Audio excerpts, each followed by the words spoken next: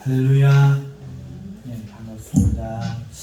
오늘 우리 주시는 하나님의 말씀은 예수님의 은혜입니다. 예수님이 주시는 은혜라는 말씀으로 말씀을 전하도록 하겠습니다. 주요한 건 그 프린터에 가면은 설교 프린터에 나와 있어요. 좀 갖다 주세요. 먼저 우리 하나님을 이 성호를 찬양하도록 하겠습니다. 다 같이 할렐루야 하겠습니다. 할렐루야. 그리고 우리 성도님들과 한번 인사하십시다. 안녕하세요. 잘 오셨습니다. 우리 앞뒤로 한번 하십시다. 안녕하세요. 잘 오셨습니다.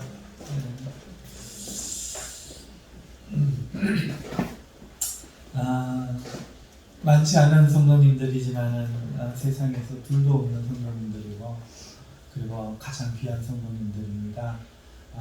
정말로 하나님께 감사드리고 이렇게 함께 예배할 수 있게 되어서 너무나 감사드리고, 또 제가 목이 좀 좋지 않아서 죄송합니다. 그럼에도 많은 은혜 받으시고 또 하나님 앞에 복된 예배 되시기를 축복합니다.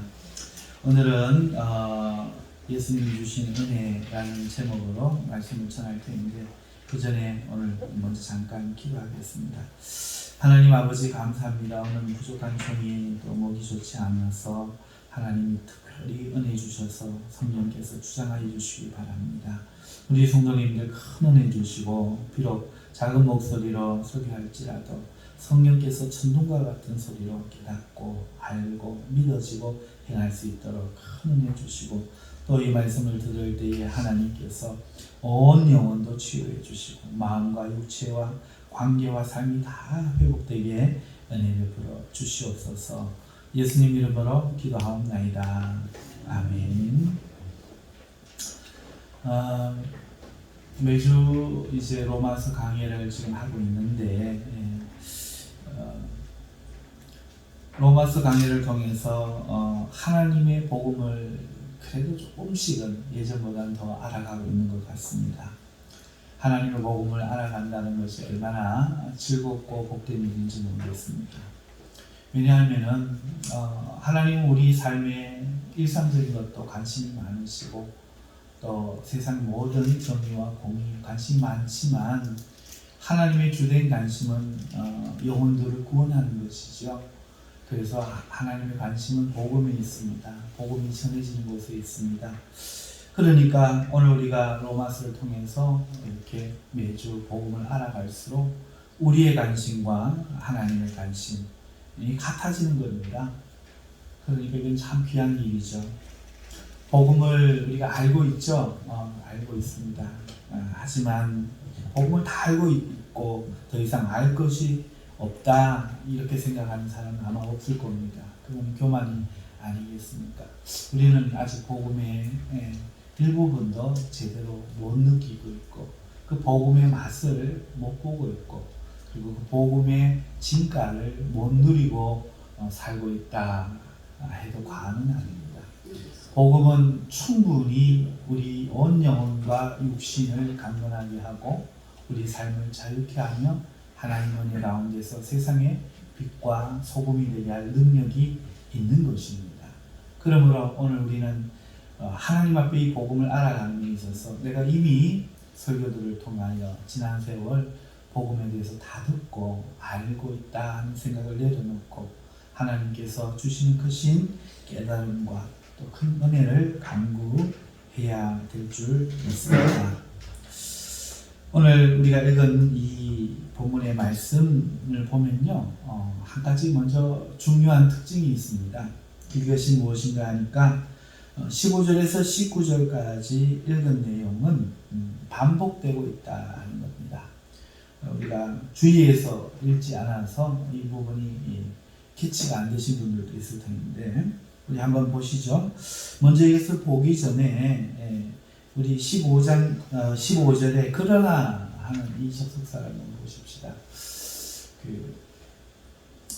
헬라어에도 그러나라는 접속사는 있는데 이 카이라는 접속사는 여러분 말씀드린 것처럼 그리고라는 뜻도 있지만 정반대로 그러나라는 뜻도 있습니다. 그리고 놀랍게도 그러므로라는 뜻도 있죠. 그리고 그리고라는 이 접속 기능, 이 등위 접속 기능 말고도 부사 기능도 합니다. 그래서 이와 같이, 다시 말해서, 곧, 즉 이런 부사 기능도 하고 있는 게 이 접속사입니다.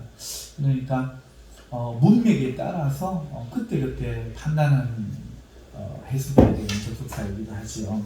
오늘 이 15절에 그러나 하는 이 접속사는 오히려 이 그러나라는 것보다는 그런즉으로 해석하는 게 좋습니다. 왜 그런가 하면은 위에 14절 마지막에 아담 이야기를 하시면서 아담은 오실 자의 모형이라 말씀을 끝나고 있죠. 그러니까 아담이 오실 자는 예수님인데 예수님의 모형이다. 그런즉 예수는 이러이러하다. 그래서 모형이다. 이렇게 이제 예수님 이야기가 이어지고 있지 않습니까? 그러니까 이제 그런즉이 맞죠. 그러나라는 것은 모형이었지만 이렇게 반대가 된다. 이렇게 해석하기가 쉬운데 물론 그것도 많이 틀린 해석은 아닙니다. 왜 그런가 하니까 아담의 그 모형은 뭔가 좀 부정적인 모형이었죠. 모든 사람을 사망 가운데 몰고 가는 부정적인 모형이었지만 예수님은 모든 사람을 의에 이르게 하는 그런 모형이죠. 그러니까 그런 의미에서는 이 또 그러나라는 접속사가 맞습니다. 그러나 문맥 전체로 문학적으로 연결을 하자면 그런즉이라고 번역하는 것이 좋을 것입니다. 자, 그렇다면 그러니까 이제부터 예수님 이야기를 내가 하겠다 하고 이제 15절부터 21절까지 주님의 아담과 같은 기능, 한 사람으로 인하여 생기는 효과, 결과에 대해서 지금 사도 바울 선생님은 지금 이야기하고 있는 것입니다. 자, 그러면 그 내용이 반복되는데 어떻게 반복되는지 우리가 잠깐 한번 보실까요? 먼저 15절에 그러나 이 은사는 예수님의 은사죠. 그 범죄와 같지 아니하니 아담의 범죄입니다. 곧 한 사람의 범죄를 인하여 많은 사람이 죽었은즉 더욱 하나님의 은혜와 또한 한 사람 예수 그리스도의 은혜로 말미암은 선물은 많은 사람에게 넘쳤느니라. 무슨 말인지는 이해하지만 조금 분명하게 제가 정리를 하면요. 아담은 예수님의 모형이지만 그렇지만 이 은사, 예수님의 선물은 범죄의 모형과는 반대된다 하는 것이 15절의 첫 번째 내용이고 두 번째는 그렇다면 이 원리가 어떻게 가능한가? 한 사람의 범죄가 많은 사람의 죽음으로 이어졌다면 더욱 하나님의 은혜와 한 사람 예수 그리스도의 선물은 많은 사람에게 넘치지 않겠느냐? 이것이 15절 내용이라는 거예요. 다시 한번 보세요. 한 사람으로 말미암은 것 같지 않다는 말은 아담의 모형은 부정적이었지만 그런 부정적인 것이 아니라 긍정적인 것이다 라는 말이잖아요. 그리고 한 사람으로 말미암아 어떻게 이것이 가능하냐? 한 사람으로 인해서 모든 사람이 존재에 이르렀다면 한 사람으로 말미암아 모든 사람이 의롭다 하는 것도 가능하다. 이것이 15절 16절의 말씀이죠. 그리고 16절을 한번 보시죠. 16절을 보면 또 이 선물은 범죄한 한 사람으로 말미암은 것 같지 아니하니 심판은 한 사람으로 말미암아 정죄에 이르렀으나 은사는 많은 범죄로 말미암아 의롭다 하심의 이름이니라. 이렇게 대조되어서 이것이 가능하다면 이것 또한 가능하다. 이렇게 말씀하고 있습니다. 17절 한 사람의 범죄로 말미암아 사망이 그 한 사람을 통하여 왕노릇하였나니 이게 결국 반복되는 내용이죠. 또 반복되고 있습니다. 한 사람의 범죄로 사망이 모든 사람에게 왕노릇하였다면 그 다음 더욱 은혜와 의의 선물을 넘치게 받는 자들은 한 번 예수 그리스도를 통하여 생명 안에서 왕노를 하리로다. 다시 말해서 한 번 예수 그리스도를 통해서 생명 안에서 성도들이 생명 안에서 왕노를 하는 것은 당연하지 않겠는가 하는 말이죠. 18절에도 보면 그런즉 한 범죄로 많은 사람이 또 반복되죠. 정죄에 이른 것 같이 한 의로운 행위로 말미암아 많은 사람이 의롭다 하심을 받아 생명의 의를 얻느니라 반복됩니다. 그리고 19절 가시면 한 사람이 순종하지 아니하므로 많은 사람이 죄인 된 것 같이 또 반복되죠. 한 사람이 순종하심으로 많은 사람이 의인 되리라. 자, 몇 번 반복되는지는 제가 세보지 않았습니다만은 그냥 읽을 때는 몰랐는데 내용을 이렇게 자세히 보니까 사실은 같은 얘기를 계속해서 반복하고 있다는 것을 우리가 볼 수 있죠. 그러고 나서 20절에 갑자기 반복되던 이야기 끝에 율법 이야기가 나옵니다. 이 부분부터 제가 먼저 말씀을 드리고 왜 반복되었는지를 말씀드리는 것이 이해에 도움이 될 것 같아서 이 부분 20절과 21절을 먼저 좀 설명을 드릴게요. 율법이 들어온 것은 계속 예수님 하다가 갑자기 뜬금없이 율법 이야기가 나옵니다. 그러면서 율법이 들어온 것은 범죄를 더하게 하려 함이라 이렇게 말씀하고 있어요.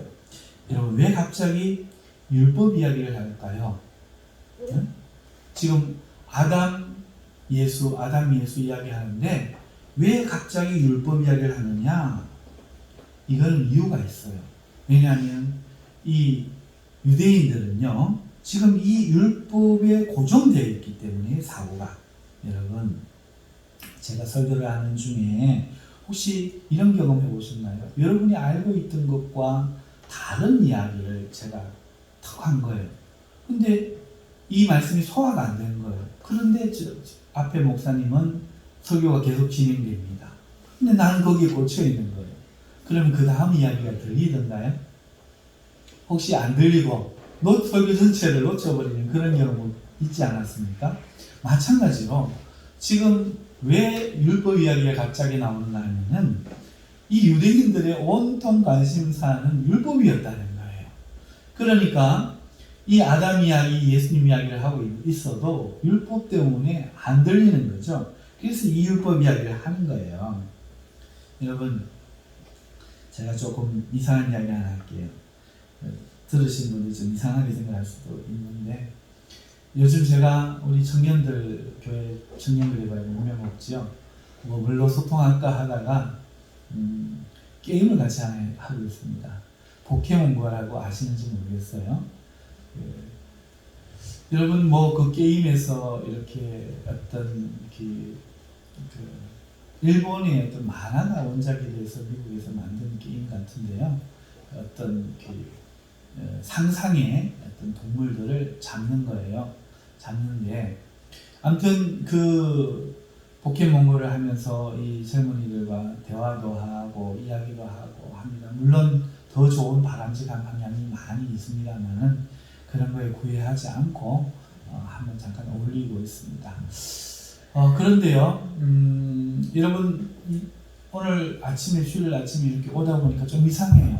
뭐가 이상한가 하니까 아파트 앞을 지나는데 체육관이 보이는 거예요.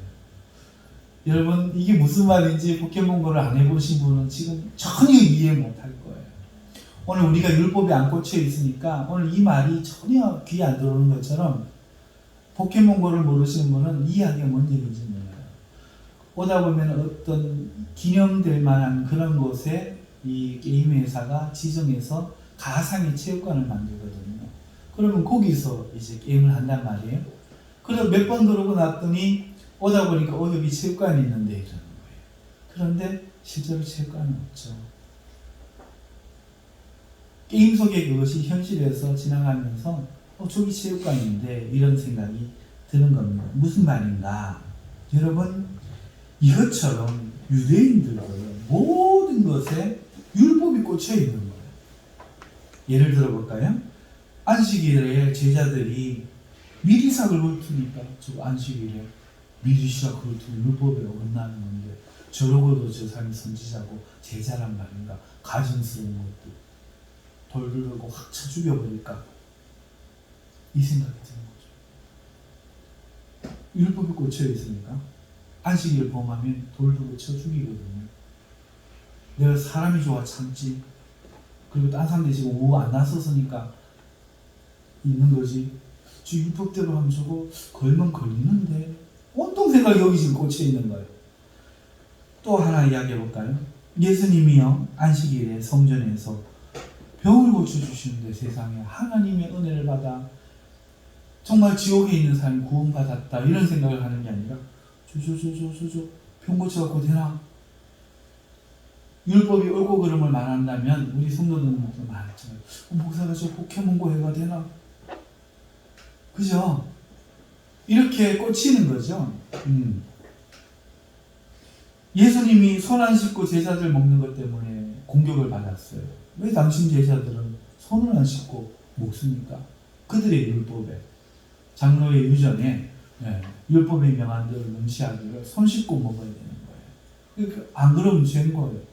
그러니까 말씀도 귀 안 들어가고 예수님의 기적도 다 무시가 되고 손 안 씻은 거 그것 때문에 그들이 행한 모든 것들이 다 막 무시가 되고 있는 거예요. 여러분 이렇게 이 지금 이 말씀을 듣는 사람들이 율법에 꽂혀 있으니까 지금 예수님 이야기를 이야기하는데 이들의 관심은 율법에 있다. 그게 나하고 뭔 상관인데?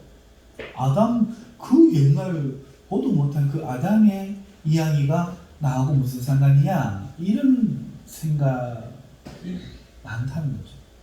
그러니까 이 문제를 반드시 해결해야만 하는 겁니다. 그래서 그 사도 바울이 이 이야기를 하는 거예요. 왜냐하면은 율법에 꽂혀 있는 사람들을 예수님께 꽂히게 하는 게 복음 전도자 사도 바울의 이야기거든요. 율법에 꽂혀 있던 자기를 예수님에게 꽂히게 하신 그 주님의 그 은혜를 경험한 사람으로서 이들도 예수님에게 꽂히기만 하면 이들도 앞으로는 어디를 가든지 예수님만 보이는 거예요. 무엇을 하든지 예수님의 은혜만 보이는 거죠. 그런데 지금은 율법에 꽂혀 있으니까 무슨 얘기를 해도 율법 이러고 있으니까 이 이야기를 하는 거예요. 자, 그래서 이 아담의 이야기가 우리랑 상관이 없다라고 생각하면서 율법에 꽂혀 있는 사람들에게 바울은요, 아담의 행위가 모든 사람에게 죄가 되었지만 아직 율법이 없었기 때문에 죄인 줄 모르고 살았다는 이야기를 앞에서 한 거예요. 그러면서 이 사람들의 심리를 보는 거죠. 아담으로 인하여 조상이니까 에덴 동산에서 쫓겨난 것은 알지만 자신들은 선악과를 먹은 것과 상관이 없다고 여기는, 상관이 없다. 율법의 죄만 안 범했다.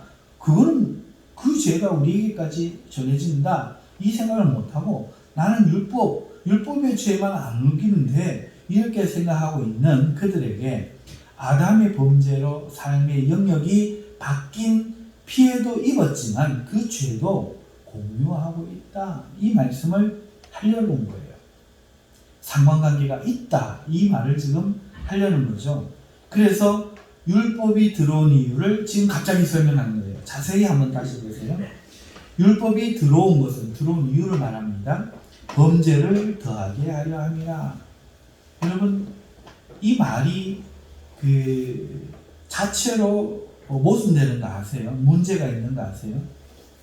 여러분 율법의 기능이 뭐죠? 사도 바울에 의하면 무엇이 죄인지를 드러나게 하는 것이 율법이지 않습니까? 그렇죠? 그러면 율법이 들어온 것은 죄를 드러나게 하기 위함이다 이렇게 말해야 되는데 지금 말하고 있는 것은 율법이 들어온 것은 죄를 어떻게 하려고요? 더한다, 플러스한다, 가중한다 이렇게 이야기하고 있다는 거죠. 그러니까 이 자체로 말이 안 되는 얘기예요. 이게 무슨 얘기냐? 원죄도 죄, 아담의 죄도 죄, 그리고 그 죄를 죄라고 안 여기고 살아온 너희에게 하나님이 율법을 주심으로써 너희 죄까지도 드러나 거기에 더하여 죄인임을 변명할 수 없게 하려고 들어온 것이다. 이렇게 해서 상관이 있다는 거죠. 너희는 율법만 중요해. 내가 율법만 안 어겼으면 돼. 라고 생각하고 있지만 그게 아니라 지금 원죄, 아담의 죄까지 너희가 가지고 있었는데 죄라고 생각하지 않기 때문에 하나님이 모세를 통하여 율법을 주시고 그 율법은 또 행복하게 살게 하는 기능, 부가적인 기능도 있지만 그것보다도 너희들 스스로로 아무도 율법을 온전하게 못 지키는 것이 발각됨으로써 죄가 더하여서 죄인임을 하나님의 심판을 받아야 되는 사람임을 변명할 수 없도록 죄를 더하기 위하여 율법이 들어왔다. 이 말씀을 지금 하는 거라는 거죠. 그래서 갑자기 지금 율법 이야기를 합니다. 그러면서 죄가 사망 안에서 왕노릇한 것 같이 은혜도 또한 의로 말미암아 왕노릇하여 주 예수 그리스도로 말미암아 영생에 이르게 하려 합니다. 너희는 이제 율법에 꽂히지 말고 두 번째 아담이신 예수 그리스도를 통해 은혜로 영생에 참여하고 은혜가 왕노릇하는 경험을 너희들도 하면서 이제 살아라. 이렇게 말씀을 하고 있는 것이라는 것입니다. 그러면서 앞에 잠시 19절 후반절을 보시면 20절 후반절을 보시면 죄가 더한 곳에 은혜가 더욱 넘치나니 이 말씀은 무슨 말인가 하니까 자, 은혜가 들어온 것은 죄를 더하기 위함이라 했잖아요. 율법이 와서 아담의 죄를 짓지 않은 자신들도 율법으로 말미암아 또 죄가 되어서 죄가 더해졌어요. 그런데 이렇게 더해진 그곳에 은혜가 넘쳤다. 이 이야기입니다. 이 은혜가 넘쳤다는 것은 바로 예수 그리스도를 통한 하나님의 사랑이 넘쳤다 하는 것이죠. 아담의 죄와 율법이 금한 마땅히 해야 되는 것을 하지 못한 그 자기의 죄까지 더하여진 상태 모두에게 그보다 더 큰 하나님의 은혜가 넘쳤다. 이 이야기를 지금 함으로써 율법보다 더 크시니 예수 그리스도, 율법의 범죄, 정죄보다 더 큰 기능인 용서의 하나님의 사랑의 기능, 이 기능에 꽂혀서 앞으로 살게 하려고 하는 거예요. 자, 그러면 결론적으로 여러분 지금 반복하여서 계속 이 이야기하는 이유는 뭐냐? 바로 이거죠. 지금 율법에 꽂혀있는 이 사람들에게 하나님의 아들 예수 그리스도에게 꽂히게 하는 거예요.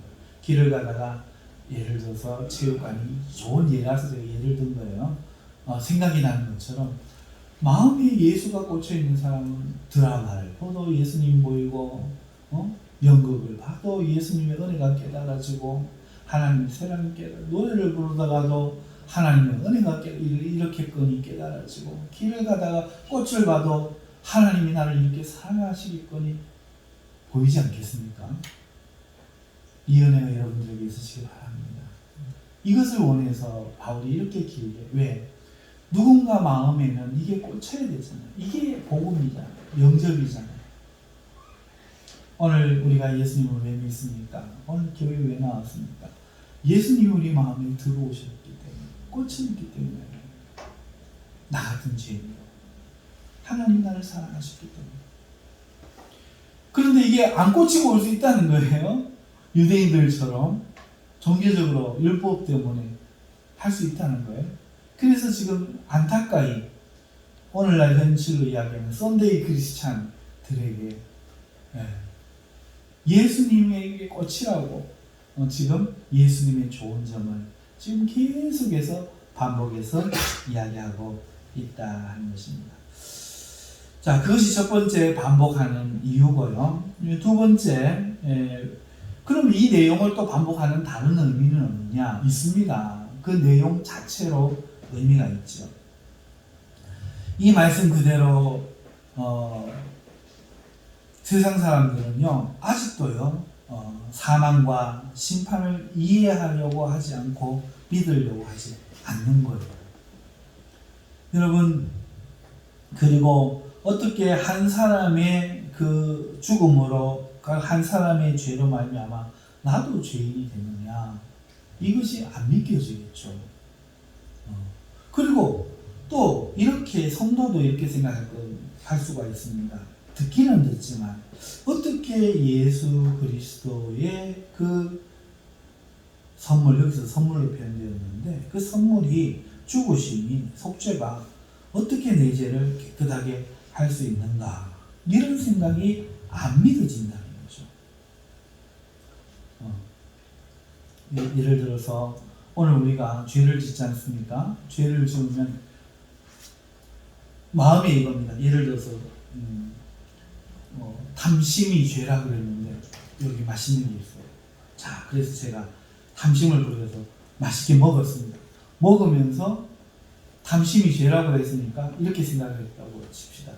내가 지금 탐심을 막 부리고 있는데 하나님이 이런 나를 사랑하실까? 이게 너무 쉬운가요? 좀 어려운 질문을 하겠습니다. 그러면 반대로 제가 지금 쉽게 하면 하나를 어기면 나머지 개면 다 어긴 거라 했으니까 탐심이고 살인하는 거는 제가 사람을 죽였어요. 이제 문제가 달라지죠, 그죠? 사람 죽이고도 구원받아요?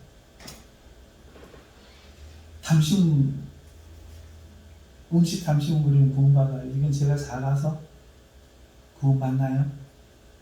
사람을 죽이면 죄가 커서 구원을 못 받나요? 같은 죄거든요. 같은 죄입니다. 둘 다 구원을 못 받습니다. 자, 그런데 우리 마음에는 어떻게 생각해요? 내가 탐심은 부려도 제가 잘하니까 구원 받겠지, 이렇게 생각하지만 사람을 죽이면 구원 못 받겠지 생각합니다. 자, 그러면 가장 큰 죄, 사람을 지금 죽였는데 이런 나를 하나님이 용서하시고 사랑하실까? 이게 믿어지겠어요? 그런데 성경이 말하는 게 뭡니까? 김일성도, 연쇄살인마, 예수님을 믿으면 구원을 받습니다. 물론 회개해야죠.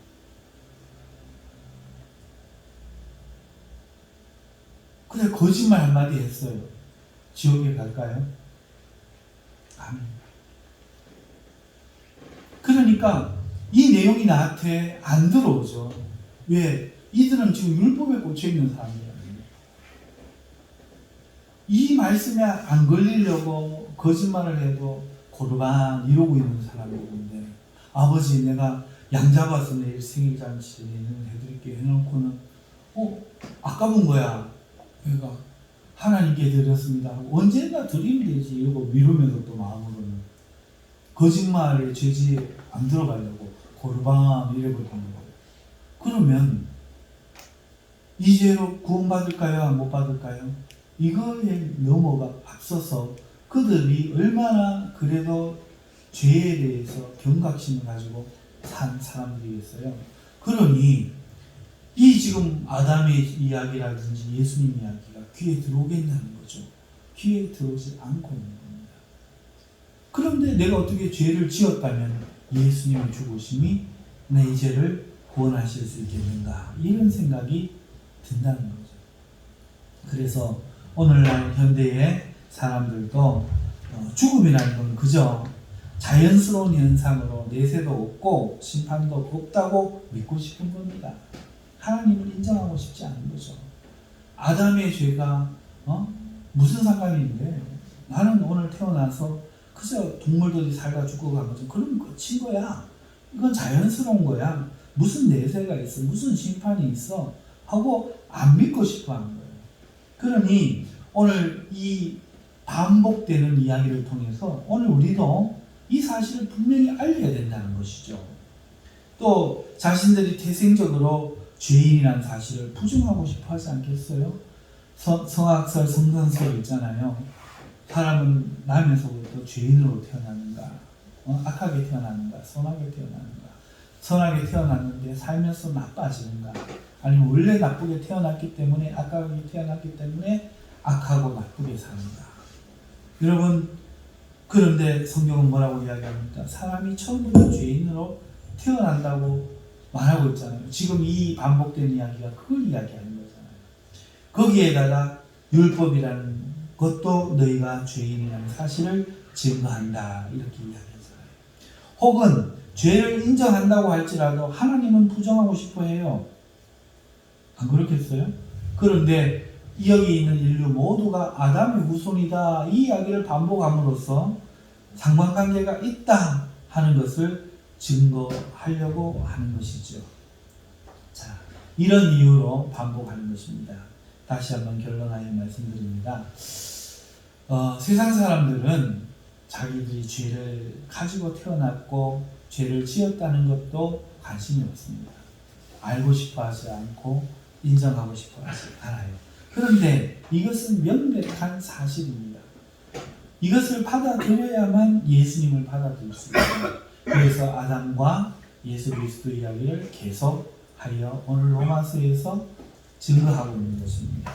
그래서 율법에만 꽂혀있는 그들에게 율법의 죄를 교묘하게 피해가고 있는 그들에게 아담으로부터 너희는 죄인이 되었고 율법을 통해서도 너희는 죄가 더하여져 죄인으로 드러났다. 그렇지만 아담을 통해서 들어온 것은 무엇인가? 바로 사망이 아니다. 사망이 왕노를 하지 않는다. 하지만 예수 그리스도를 통해서 우리에게 들어온 것은 무엇인가? 하나님의 은혜다. 이 은혜가 예수님이 주신 의로 말미암아 왕노릇한다. 생명 안에서 왕노릇한다. 그러니 너희가 무슨 죄를 어떻게 지었다 할지라도 이제 너희는 죄인이 아니고 너희는 은혜로 하나님 앞에 의인으로 살 수 있다. 이 이야기를 이제 마지막에 20절과 21절에서 이렇게 한 것입니다. 그러므로 말씀을 맺습니다. 사랑하는 성도 여러분, 이 바울 사도의 권면처럼 오늘 우리도 우리 마음속에 이런 보이지 않는 이정표가 하나 팍 꽂혀 있어요. 유대인들이 율법에게 꽂혀 있었던 것처럼 오늘 우리도 이것이 분명하게 꽂혀 있어야 돼요. 뭐죠? 첫 번째는 아담의 죄와 율법이 정죄한 죄가 더하여져 모든 사람은 죄인으로 심판되었다는 게 꽂혀져 있어요. 우리 마음에 사람은 선하지 않다. 선하고 싶은 마음도 있고 양심도 있어요. 있는데 근본적으로 사람은 죄를 지을 수밖에 없는 존재로 태어났고 죄를 짓는다는 거죠. 그래서 하나님의 심판이 있다. 그러니 구원을 받아야 한다. 이것을 전제 조건으로 우리가 생각해야 된다는 겁니다. 그리고 그것을 가르쳐야 된다는 겁니다. 그리고 그것을 이해한다면 오늘 우리는 예수 그리스도의 보혈을 의지할 뿐만 아니라 성령을 통해서 그 죄와 싸우기를 피 흘리기까지 해야 된다는 것도 인식해야 된다는 겁니다. 근데 이 성도들이 이걸 믿고 살잖아요. 은혜에만 딱 꽂혀서 어떻게 살아요? 그저 무엇을 해도 방탕한 삶을 살아요. 방탕이 뭡니까? 시간을 아무렇게나 보내는 거잖아요. 우리가 놀 수가 있죠. 옛날에는 우리 자치기 하고 오징어 땅콩 하고 무궁화 꽃이 피었습니다 하고 그렇게 놀았잖아요. 그런데 요즘 아이들은 어떻게 놀아요? 게임하고 포켓몬고 하고 무슨 또 총싸움 게임하고 이렇게 놀더라고요. 네, 그걸 나쁘다고 하지 마세요. 나쁘다고 하지 말고 문제는 그것만 하면서 시간을 방탕하게 보내고 있는 거. 그것만 하는 거. 이게 문제잖아요. 운동도 해야 되고 공부도 해야 되고 집안일도 도와드려야 되고 무엇보다도 하나님을 찾고 기도하면서 하나님을 기도해야 되고 나아가서 어려운 사람들도 도와줘야 되고 그래야 되잖아요. 그런데 방탕하게 살면 안 되죠. 그러니까 이 방탕함과도 싸워야 되죠. 게으름과도 싸워야 되죠. 욕심과도 싸워야 되죠. 남을 미워하고 시기하고 질투하는 것도 싸워야 되죠. 그런데 우리 성도들 삶에 우리 학생들 삶에 이 싸움이 없어요. 해보면 포켓몬고 잡는 데는 막 저랑 뜻이 맞아가지고 막 신나게 잡아요. 근데 내 삶의 죄와 싸우는 데는 이런 열정이 없더라고요. 음란한 거 보면 안 돼. 우리 청소년들 중에 자위하는 청소년들도 있는 것 같더라고요.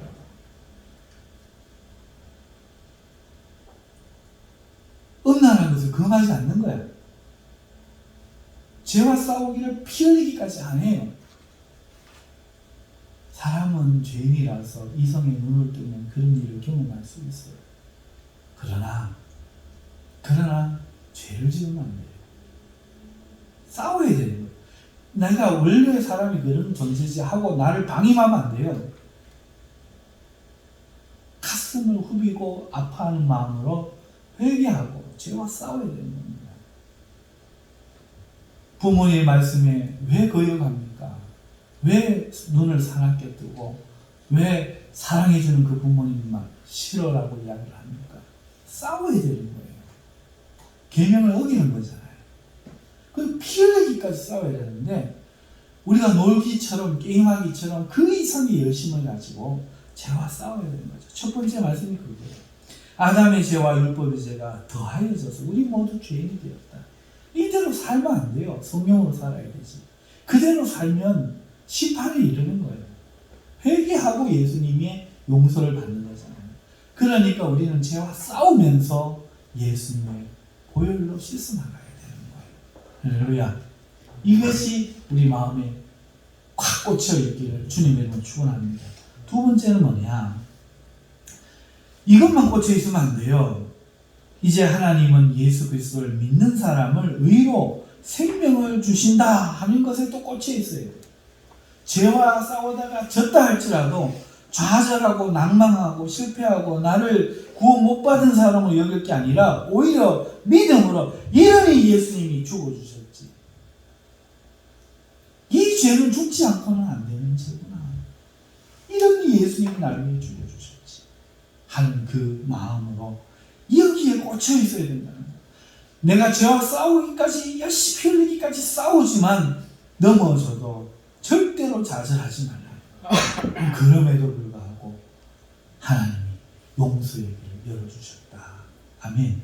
여기에 꽂히라는 말입니다. 율법에 꽂혀있는 유대인들이요, 여기에 꽂히기를 사도 바울은 너무나 원하는 거예요. 너희를 정죄하는 거에도 꽂히는데 왜 구원하는 거에는 못 꽂히니? 지금 답답한 거죠.